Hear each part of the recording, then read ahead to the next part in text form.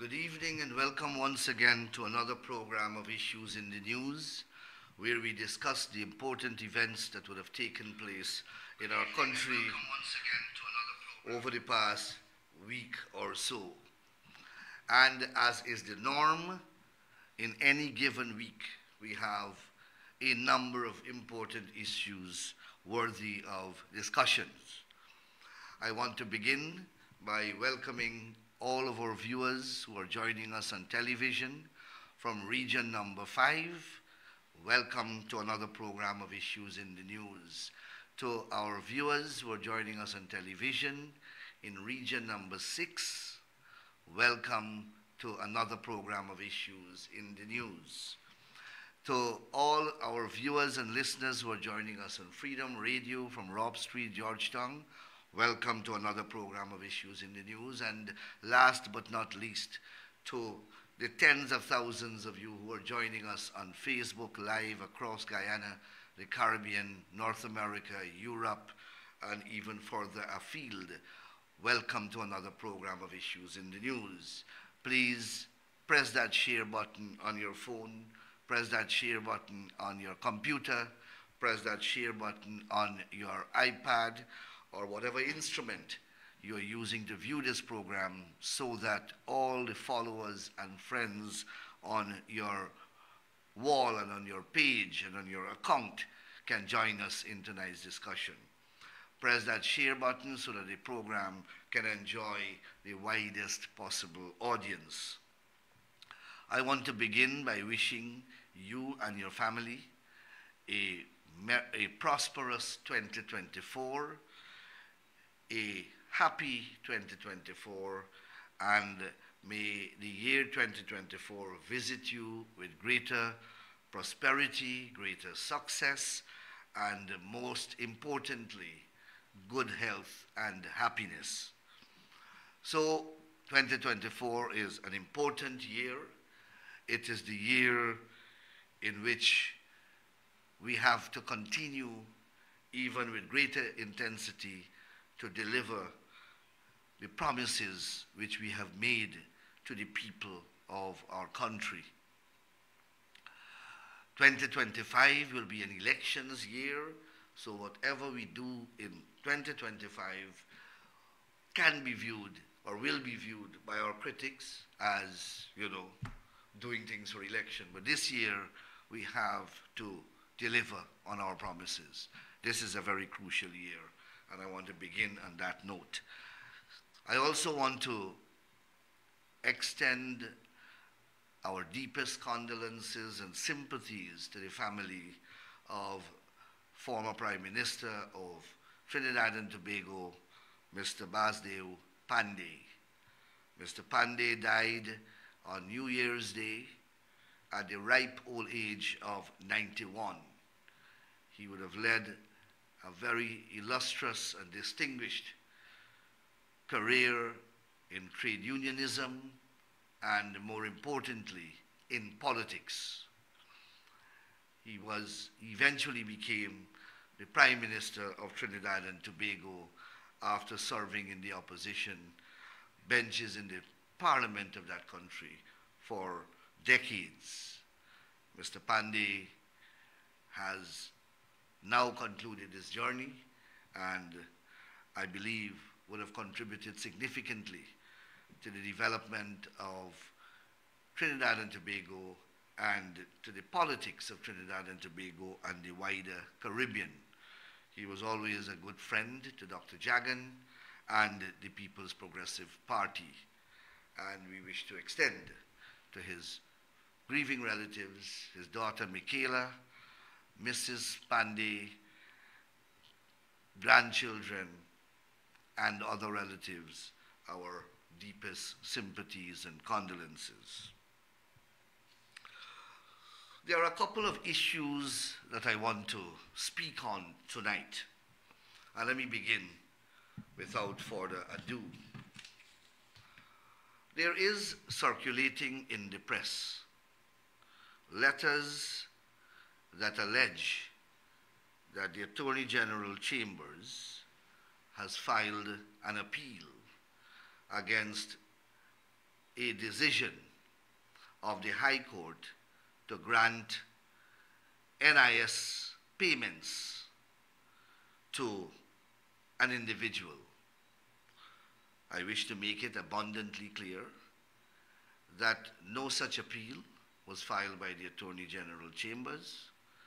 An appeal has been filed, but has been filed by the National Insurance Scheme. The National Insurance Scheme is a statutory body corporate and can be sued and sue in its own name. There is no requirement for the Attorney General to be part of those proceedings. And the issue, as I understand it, is, and the reason for the filing of the appeal has very little to do with the monies that were awarded to the individual. Let me make it abundantly clear, because I sought information on this issue and the information was provided. The issue in the case is that the employer, in this instance, Tulsi Prasad Limited, was not made a party to the proceedings. The gentleman, through his lawyers, sued the National Insurance Scheme only and did not join Tulsi Prasad Limited, his employers, to the proceedings. The NIS records show that no remissions were made by the employer to the NIS. The gentleman apparently had records which was produced to the court to show, to establish that deductions were made from his wages and or salaries. However, the NIS records do not establish that those deductions were actually paid over to NIS. And that is the problem with the case. Because we know, you know, that there are many employers who are actually deducting NIS payments from employees, but are not remitting those payments to the NIS. And that is an offense. That is a criminal offense under the laws. The employers in this case should have been made a party to the proceedings. They should have been joined as a party, but that did not happen. Now, if this decision is allowed to go unchallenged, then it would open a floodgate and of where everyone will now sue the NIS and not their employers, and NIS will have to pay. Although NIS did not receive any remissions of the payments actually made by the employees to the employers. So that is the issue. It's not about going after the gentleman's entitlement to NIS. It is about every employee now whose payments were deducted by the employers but not transmitted to the NIS will now have a claim against the NIS. And the NIS would have to pay out monies that the NIS never received for and on behalf of the employee. That is a serious problem. It will bankrupt the NIS. And those are the reasons and those are the considerations that cause the appeal to be filed by the National Insurance Scheme. So I hope that point is made emphatically clear to those who keep writing in the newspapers and alleging that the Attorney General Chambers filed some appeal. The Attorney General chambers were not involved in the case at all. But because of the significance of the matter, and because I saw this thing being repeated in the press, I made the necessary inquiries. And I also read a report in the press of the case when the judge made her decision. So that appeal is intended to ventilate that particular point. Should NIS pay when NIS did not receive the money? Or should, if NIS is ordered to pay, then NIS will have to now go after the employers who have received the money but never transmitted or passed it over to the National Insurance Scheme. So I hope that I have clarified that point. The other point that I want to address is the contention which was so boldly carried in the newspapers that the National Resource Fund is bloated and overstated by several billions. Now, many of you would have seen my response, where I explained in very clear language, I think, that the National Resource Fund Act establishes that fund, and the provisions of that act mandate that revenues generated from the petroleum sector by the operators of the sector are to deposit those revenues into the fund, and then it will be transferred from the fund into the consolidated fund and be expended by appropriation for defined purposes. All of that are set out in the National Resource Fund Act.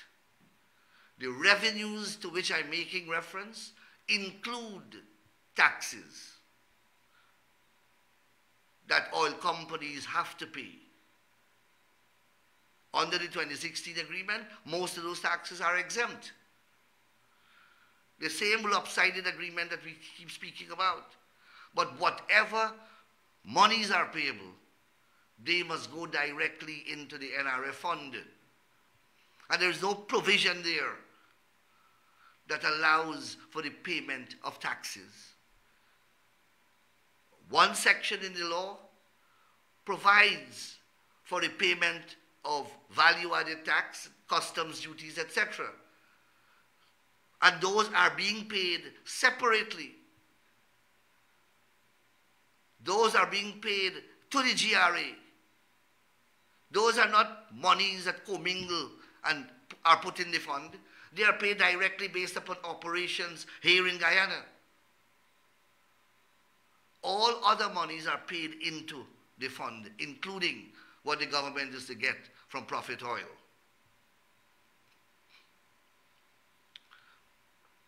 And I made that very clear in the response which I did. But you know, Kaichor News carried the article written by the gentleman on the front page as their lead story, that the NRF fund is bloated by several billions. Front page, lead story. And when I responded, up to now, my response can't make it into the Kaichor News, although it was sent to Kaichor News for publication. So they publish what they want to publish.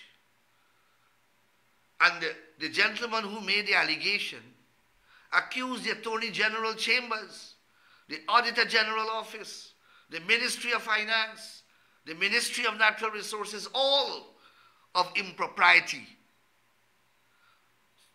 I am the Attorney General. I am responding. And I respond on behalf of the government of Guyana as well. But my response is not published. Is that democracy? And these are guys, these are persons who lecture you whole day and every day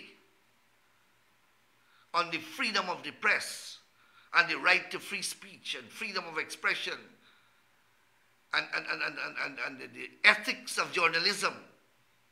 And here it is that they are publishing one side of the story, and when the other side responds, they do not publish the response. How can that be fair? How can that be decent? And that is what passes for journalism in Guyana. If the government is to do that, you will hear that we are authoritarian and we are dictatorial. And I just give you a classic example of how unfair and biased sections of the press are. And they are the quickest to accuse you of stifling and interfering with press freedom. Press freedom also includes publishing the views of the other side. That's the essence of natural justice and fairness. It obliges you to publish a view that you may not be in agreement with. Of course, the narrative about the NRF fund is bloated is one that suits their agenda.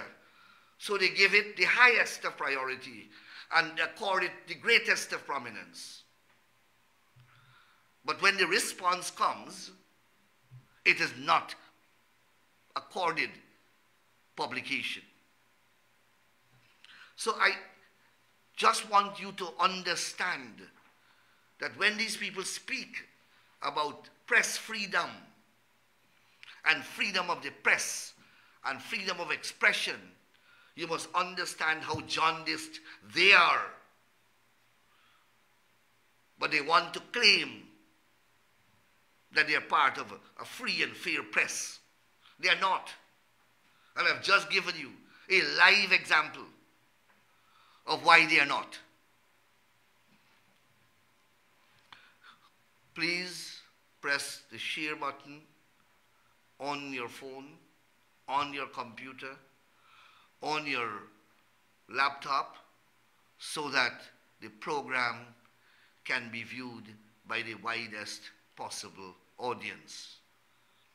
Please press that share button on your phone so that more and more people can be part of our discussion this evening. I want to move on now to speak about something that is making the news in the social media spectrum. And that is the service of summonses on Rickford Burke in New York.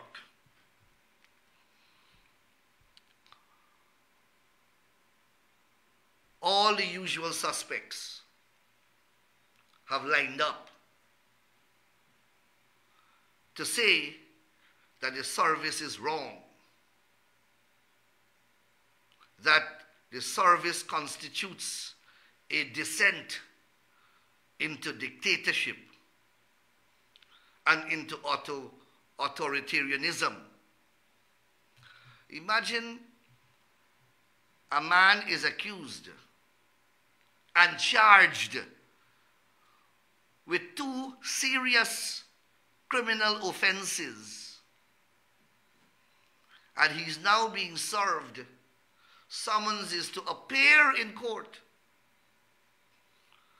so that he can defend himself. And the service of the summons now is labeled authoritarianism.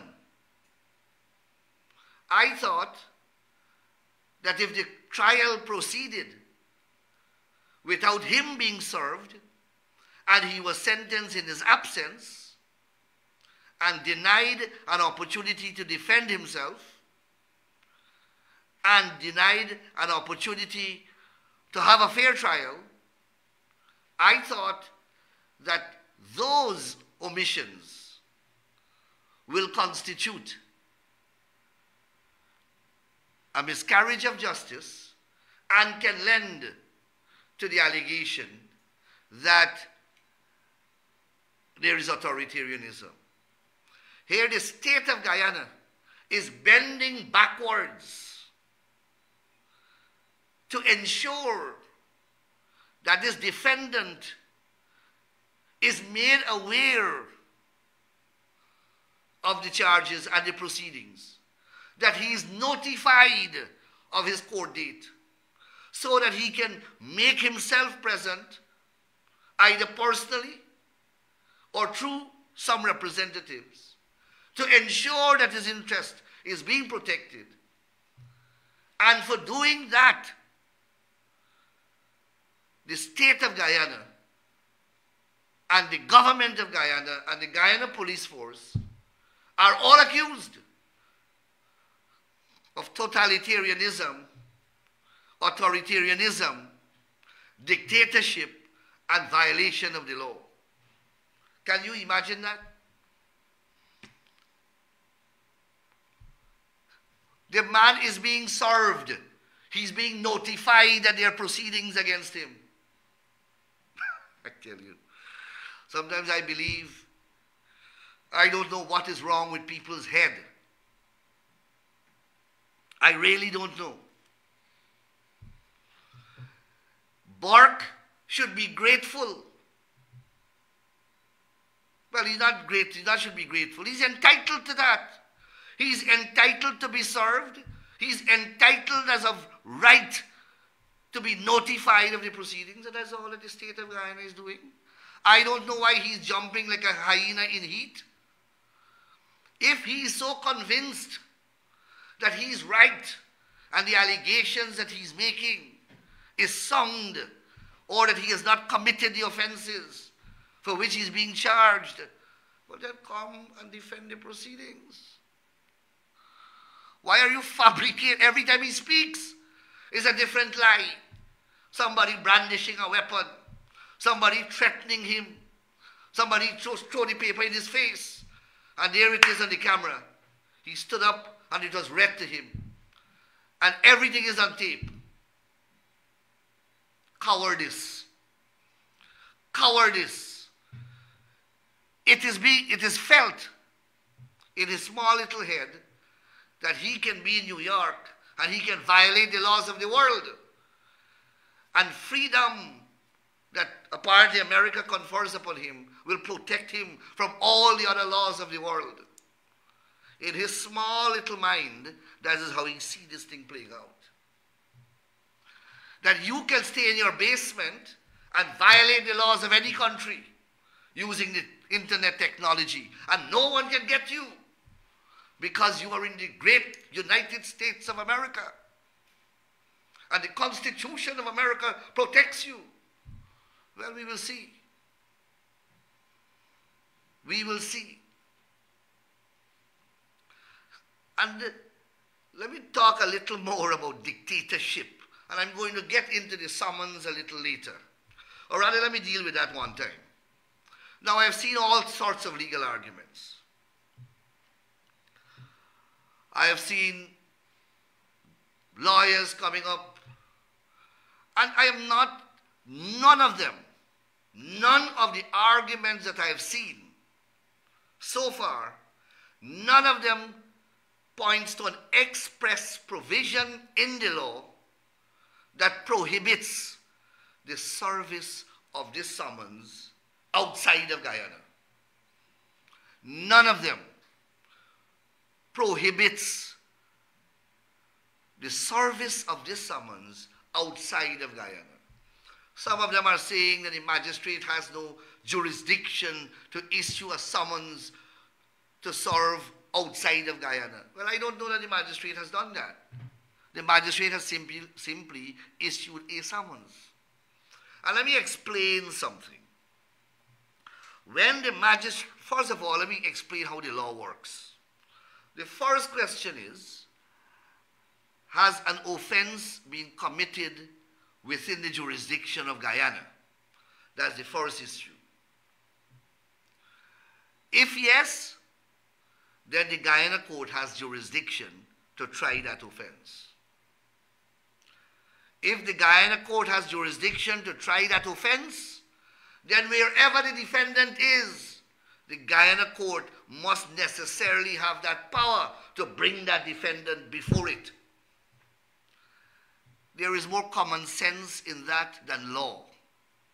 So the beginning point is, does the court have jurisdiction to try the offense? Is it an offense in accordance with the laws of Guyana? And does the court have jurisdiction to try it? The offenses for which Bourke was served with 2 summonses are indictable offenses. And I'm going to explain that a little later. And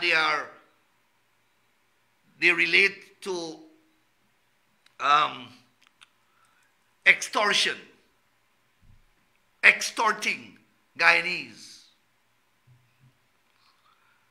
The offense was committed, according to the police and their investigations, within the magisterial district of Vigilance Magistrates Court. And that's why the charges were filed at Vigilance Magistrates Court. The issuance of a summons by a magistrate is not an automatic act. It is not a perfunctory act. A magistrate looks at the charge. A magistrate makes or exercises a judicial discretion to issue a summons, having found in the exercise of her mind or his mind, when the charge come before her, that this is an offense known to the laws of Guyana and an offense for which the court has jurisdiction to try. Then the magistrate issues a summons to bring the defendant before him or her. It is not a sterile act of stamping and issuing a summons. So the court has already preliminarily formed the view that an offense alleged is an offense known to the laws, the offense alleged in this case, and that the court has the jurisdiction to try it or try them. It is after those decisions are made that the magistrate issues a summons to bring the defendant before the court. You think that you can commit an offense against the laws of Guyana, and the laws of Guyana would be so incompetent and so impotent that we can't try you? You can just jump the country or don't come into the country and that's it? That's the end of the matter? The law is not an ass. The arms of the law are very long. The process may be a slow one, but it is a sure one. So none of the arguments that I've seen, none have pointed to a provision in the law that prohibits the service of this document overseas. And that is why a police constable was present, a police officer, was present, and a process server of legal documents in New York was present. So if the Guyanese police officer doesn't have jurisdiction over there, he has witnessed the service by an authorized service processor. And he will appear before the magistrate and say how service was effected. And he was part of the servicing of the document as well. So I see many people relying on the Summary Jurisdiction Act, Summary Jurisdiction Magistrates Act. And these lawyers, I don't know if they don't read or they don't understand law. These are indictable offenses. The Summary Jurisdiction Magistrates Court Act does not apply. These are indictable offenses. There's another law that I refer to. That law applies. They can't even get the law right. They're going under the wrong statute. Summary jurisdiction deals with summary offenses. This is an indictable offense or offenses. These are indictable offenses. They were not charged under this act, the Summary Jurisdiction Magistrates Court Act. So this act has no applicability. And these lawyers are writing in the newspapers and they're not even reading and understanding what they're writing. So one of them relying on this. So the act that they're relying on is completely wrong. It's completely irrelevant. But let us look at what they're saying. All summonses, warrants, orders, judgments, writs of execution or other process or proceedings, whether civil or criminal, issued or taken by the authority of any magistrate respecting any matter within his jurisdiction shall have the full force and effect and may be served or executed anywhere within Guyana by a bailiff of the court, by a police or other constable to whom they are directed, or by any other police or other constable as the case may be. So this is the section. Because it says the police or the bailiff may serve it within Guyana. But how does this, does it say that it cannot be served outside of Guyana? All this says that it can be served in Guyana. It doesn't say that it is the exclusive manner of service. Neither does it say that it cannot be served outside of Guyana. All this thing says is that it can be served in Guyana.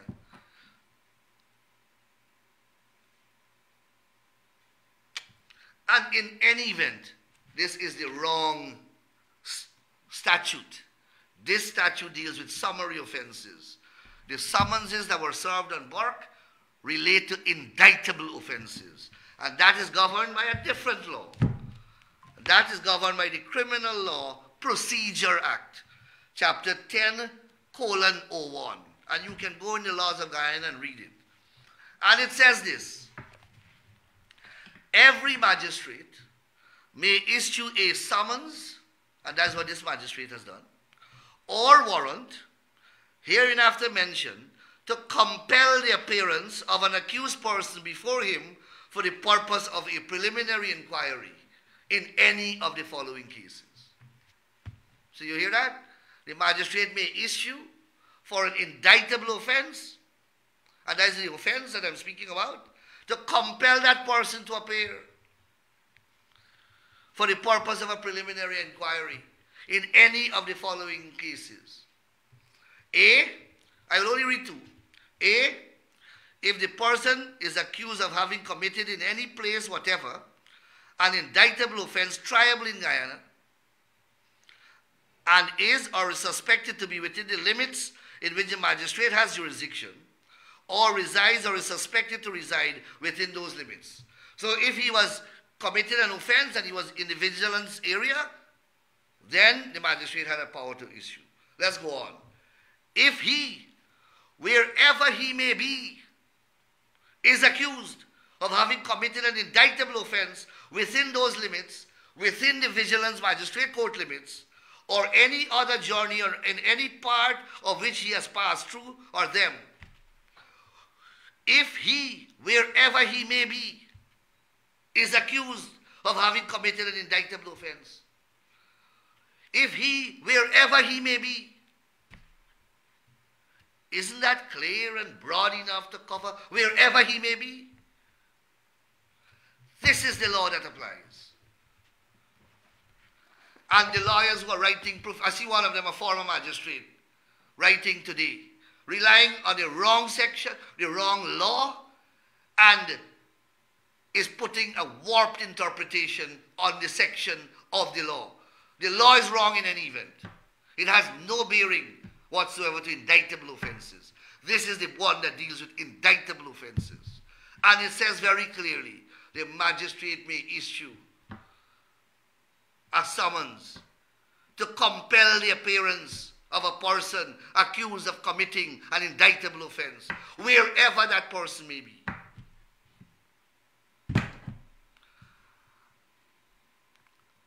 And the process of the law is being carried out. And the Kool-Aid gang accusing of violation of the law. The accusing of political dictatorship. They're accusing of authoritarianism. And here the law is being, if a man commits an offense, you mustn't charge him. That's democracy. Nobody's charging Burke for being a critic. We have many critics against the government. Burke is being charged for committing a criminal offense. Extortion, where he told one of his confederates, who has confessed,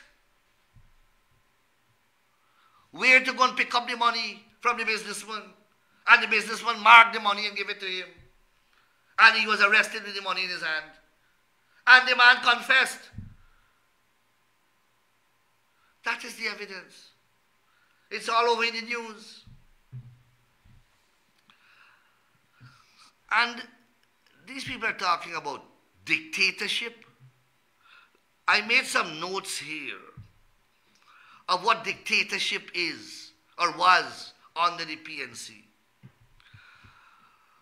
When Bholanath Parmanand and Jagan Ramasar were killed by the army because they wanted the ballots to be counted at the place of poll. They were murdered in broad daylight on election day in 1973 by the then Guyana Defense Force under instructions from the government, the PNC government. That, my friend, is dictatorship. Father Bernard Dark, a Jesuit priest, was killed in front of the Home Affairs Ministry, stabbed to death by henchmen of the 𝘱𝑏𝑆 administration, members of the House of Israel, Rabbi Washington and his crew. They murdered that priest because he took a photograph.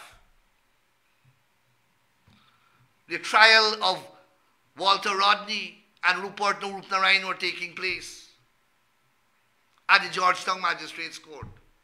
And this guy was a reporter, and they stabbed him to death in the public's eye. That is political dictatorship.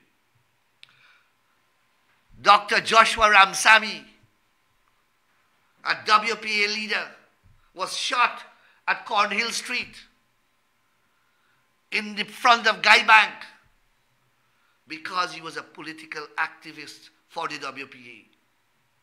That is dictatorship. Walter Rodney was bombed and blown to pieces by the 𝘱𝑏𝑆 administration because he was politically opposed to 𝘱𝑏𝑆 regime and the PNC. And Burnham broadcasted, before he killed him,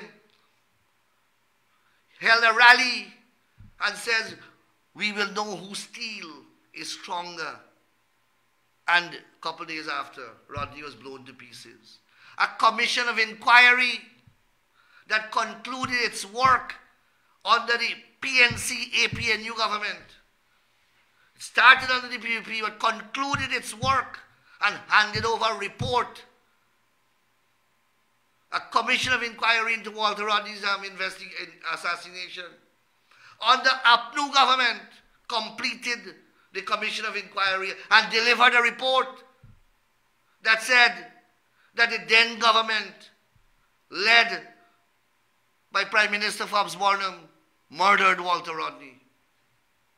That is political dictatorship. 𝘍𝘰𝘯𝘵 and Edward Dublin, two WPA activists, were executed on what is now Mandela Avenue because of their political work. That is political dictatorship. Vincent Tika was murdered. Prime Minister of Education, murdered. No investigation. No investigation. 𝘱𝘁𝘃 died of poison and horridly cremated. Was married to Hamilton Green. Cremated. Must ask the reason why. That is political dictatorship. And the 3 trials of Arnold Rampersad.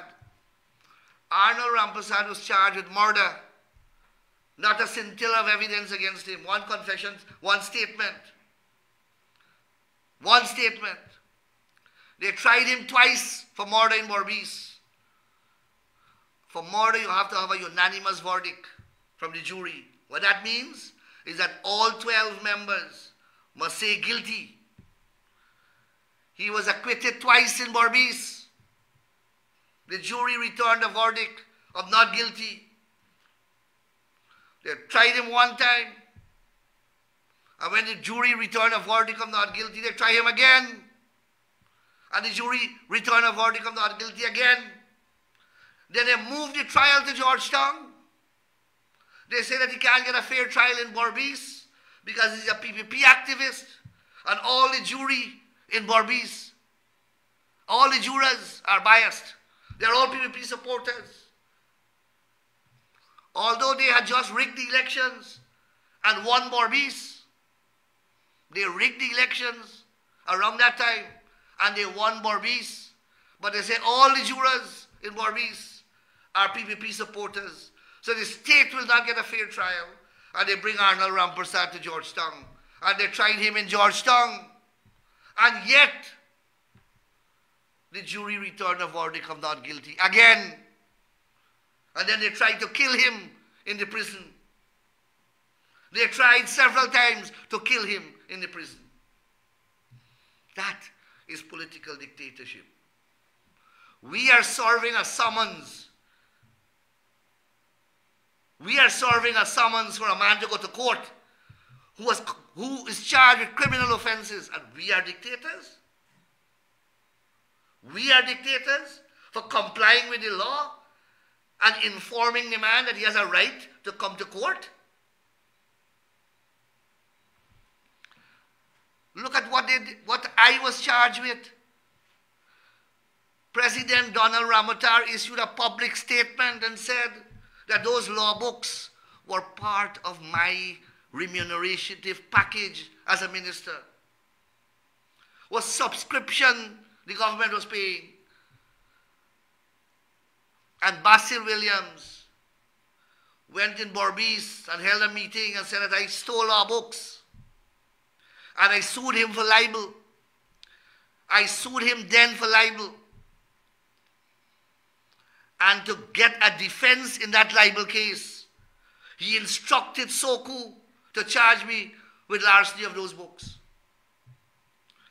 Today, a High Court judge has ruled against him in the very libel case. And he now has to pay me $10 million. The money is running up. Interest is accumulating. I'm not bothering with it. He filed an appeal. I'll allow him to go all the way to the CCJ. By that time, the 10 million will reach much more. And they charge me for those books. They charge Irfan Ali, the president, for developing what is called Pradoville number 2. Plaisance, Sparendam. Cabinet decisions, 46 fraud charges. That is political dictatorship. Manufacturing a larceny charge for law books against me is political dictatorship. Ashley Singh and Brassington, they handcuffed them. They handcuffed them. Ashley Singh was overseas. They served his summons at his house. They never served it overseas. They served it at his house. And he had to fly in the country to answer the charge. And for what? For selling movie tongue, that land where movie tongue is. That went by public tender. When they got into government, they used to hold their birthday parties right there at movie tongue. Winston Jordan sold one of the most prized piece of real estate on the riverbanks of this country. Sold a 40 million US wharf facility for 100,000 US.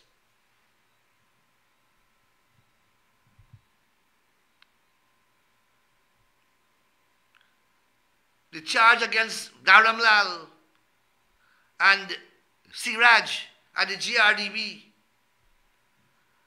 These are board directors. And the accounts clerk made an entry. No money was missing. The accounts clerk did not make an entry into the accounts. And they charged those men with fraud and put them before the courts. That is dictatorship. You are comparing service of a summons on Rickford Burke in New York as dictatorship? And all that the summons says is that he must come to court?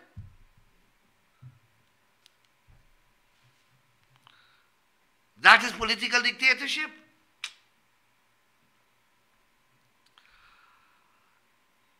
The treason accused, they charge about 4 sets of people with treason. One, I remember in my Mahaika Creek, they used to lock these people up. Their families can't find them. For weeks, you can't find which police station they're at. And they were torturing them to get confession statement. Today, lawyers are objecting because the police are videotaping. The police are videotaping the interviews to make it more transparent. And the lawyers are now complaining. In those days, they used to lock up those boys and you can't find them for weeks. When you find them, they already confess. Because they're beaten into giving confession statements. I remember the Mahaika 4. They were charged with treason because they had carbon in an Ovaltine tin. You know carbon that you used to light long ago? Carbon they had in a tin which you used to shake and put a match in it and it would explode. That is what they charge the people with treason for. That was what they said they were going to blow up office of the president or somewhere. That is political dictatorship. Today, there is compliance with the law. There is bending backwards to serve the legal process so that the man gets an opportunity to go to court and defend himself. And we are accused of political dictatorship. Absolute nonsense. Absolute nonsense.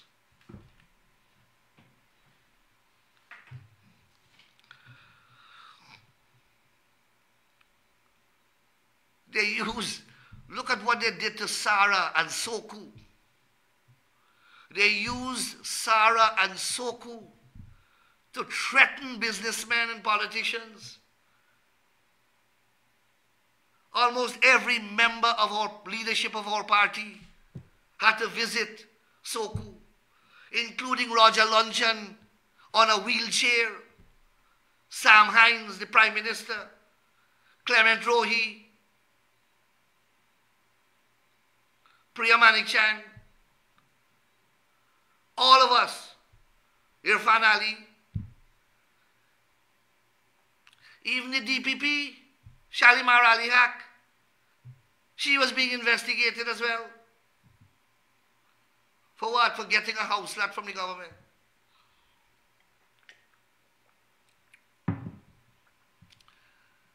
If we were to reciprocate for what they did when they were in office over that 5-year period, I would do nothing else but deal with corruption charges. There are dozens and dozens of pieces of land that they sold without collecting a cent. Government land, state lands, to their friends and their cronies. We rescinded all those transactions, but we can file criminal charges against them every day. Every day.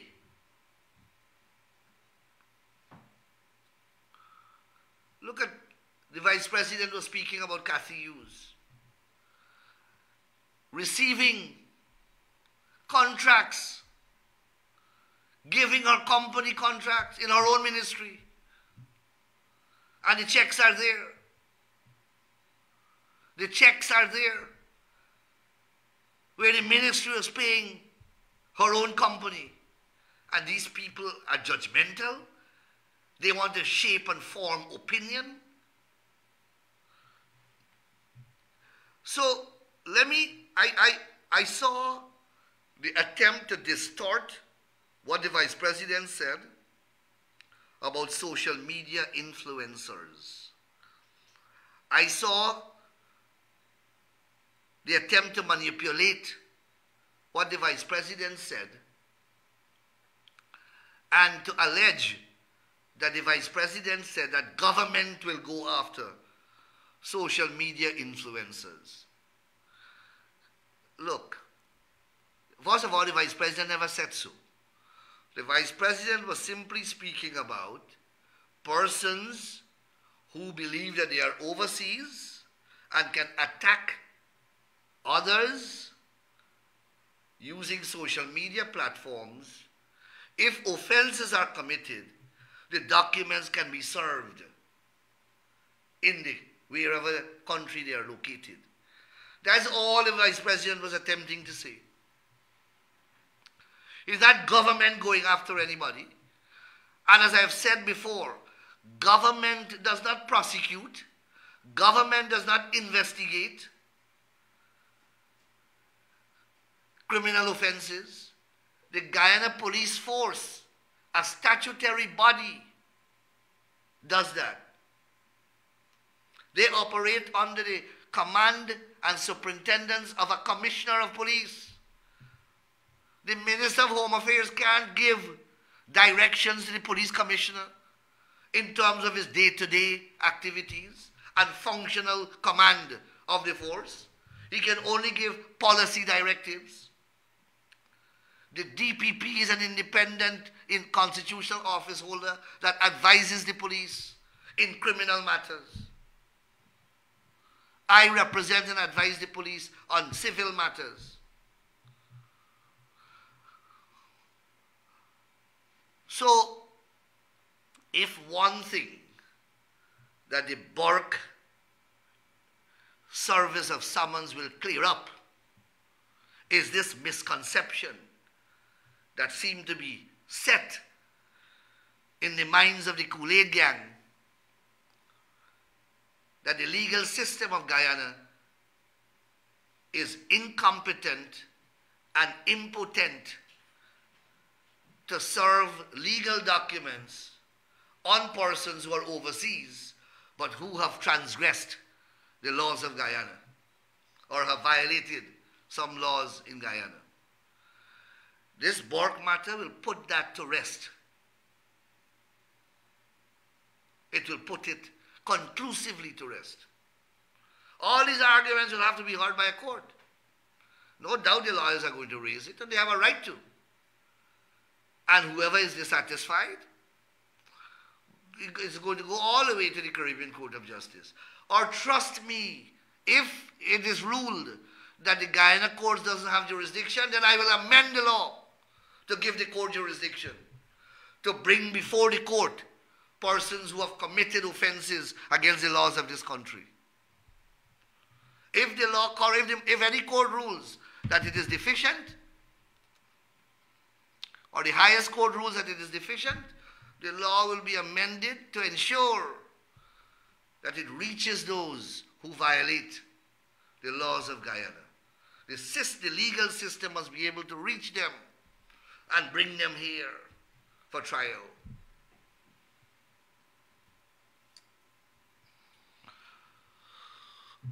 So I thought that I would speak on those issues and bring clarity to them, or bring my understanding of the issues to you, and express my views on these matters that keep permeating the public domain, and bring clarity on these legal matters, because the Kool-Aid gang, whole day they are at it, whole day lending support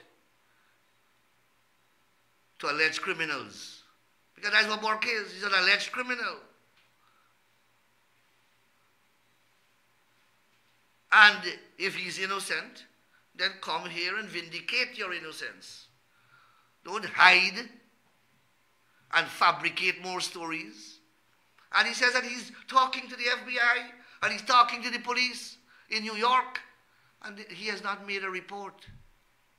He has not made a report, because if he makes a report and it is false, there's another set of charges, this time by the New York authorities. So there is some method in the madness. My operator is signaling to me that we are approaching program time. I want to thank you very much for spending the past hour with me. I hope that I have covered a lot of ground and clarified some important issues for you. And take your mind back to periods of our history where atrocities were committed by those who now want to pronounce and are the moral standard bearers of today's society. Complete pack of hypocrites. Thank you very much, and all the best for 2023. Until I see you again next week, take care and be good. Thank you.